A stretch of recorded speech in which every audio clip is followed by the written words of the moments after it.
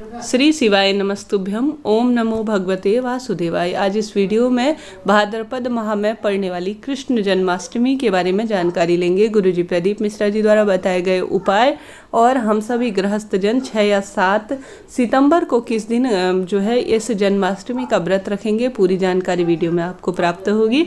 आरंभ करते हैं। जैसे कि जन्माष्टमी का व्रत श्री हरि विष्णु के स्वरूप बाल गोपाल स्वरूप श्री कृष्णा को समर्पित है, जो कि अपने आप में अद्भुत है। इस व्रत को रखने के लिए विशेष रूप से रोहिणी नक्षत्र और साथ ही अष्टमी तिथि और नियमों का ध्यान के अंतर्गत ही जो है यह व्रत रखा जाता है। इस व्रत को करने से, बाल गोपाल स्वरूप का पूजन करने से जीवन में सब सुख प्राप्त होते हैं। जिस भी तरह से आप जिस स्वरूप में भी उनका पूजन करते हैं उन्हें मान्य होता है। अपने आप में यह दिन सब कामना सिद्धि के लिए सहायक माना जाता है। ऐसे में 2023 में जो अष्टमी है वह अपने आप में कई तरह के दुर्लभ संयोगों के साथ हो रही है।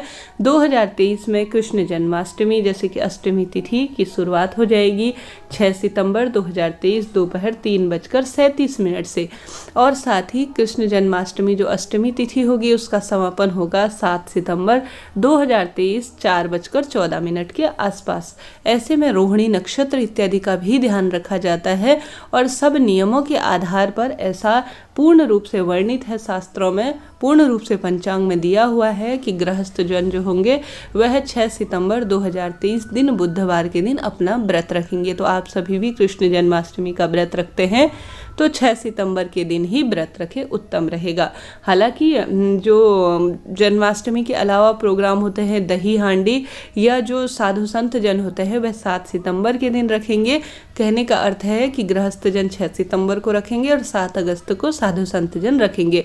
मथुरा वृंदावन में भी 6 सितंबर 2023 में ही कृष्ण जन्माष्टमी मनाई जाएगी। दही हांडी के प्रोग्राम 7 सितंबर को होना सुनियोजित हुआ है। अब जान लेते हैं रोहिणी नक्षत्र कब से कब तक रहेगा। रोहिणी नक्षत्र की शुरुआत 6 सितंबर 2023 सुबह 9:20 से होते हुए रोहिणी नक्षत्र की जो समाप्ति है वह होगी 7 सितंबर 2023 सुबह 10:35 के आसपास।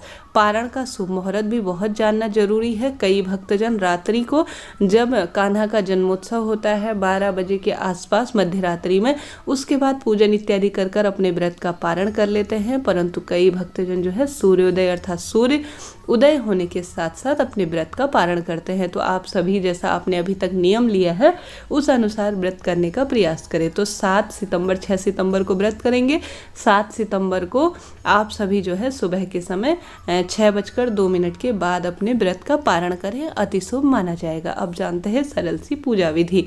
कई भक्तजन इस दिन निर्जल व्रत भी रखते हैं। निराहार व्रत तो रखना ही होता है, फलाहार इत्यादि कर कर इस व्रत को रखा जाता है। ब्रह्म मुहूर्त में आप पीताम्बर रंग के वस्त्रों का चयन करें, प्रभु स्मरण जय श्री कृष्णा और ओम नमो भगवते वासुदेवाय मंत्रों का जाप करते हुए दिन की शुरुआत करें। गंगा जल मिश्रित जल से स्नान करें।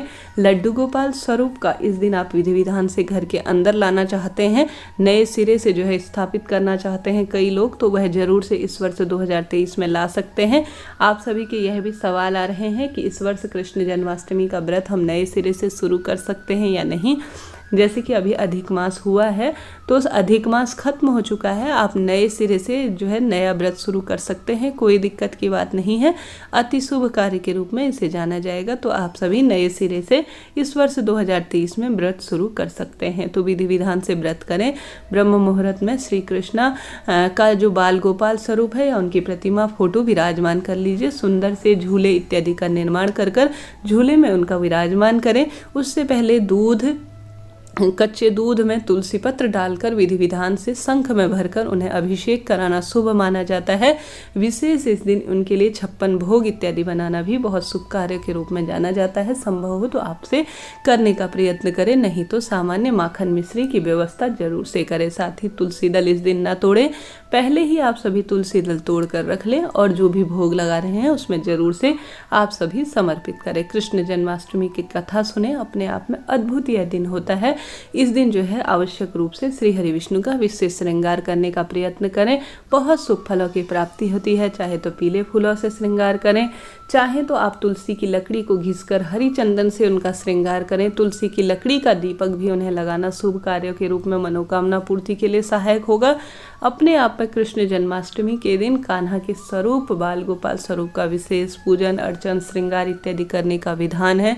उन्हें दूध से बनी हुई खीर पंचामृत इत्यादि का भोग लगाएं, केले का भोग लगाएं, अति श्रेष्ठ कार्यों के रूप में जाना जाता है। इस दिन आवश्यक रूप से अगर आपके घर पर लड्डू गोपाल जो है स्वरूप में जो गौ माता और उनके साथ बछड़े की फोटो प्रतिमा नहीं है तो उसे भी लाना बहुत शुभ कार्य के रूप में जाना जाता है।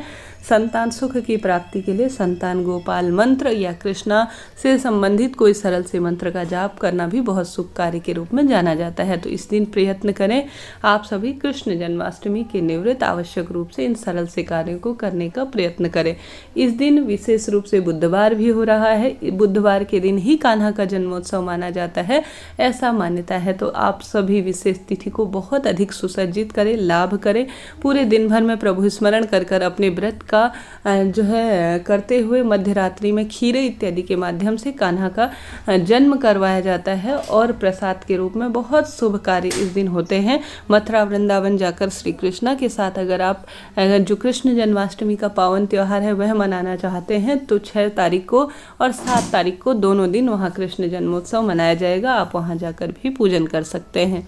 इस तरह से यह जानकारी थी। सभी भक्तजन अपने अपने स्वरूप में अपनी अपनी विधि से कान्हा के जन्मोत्सव की तैयारी करते हैं।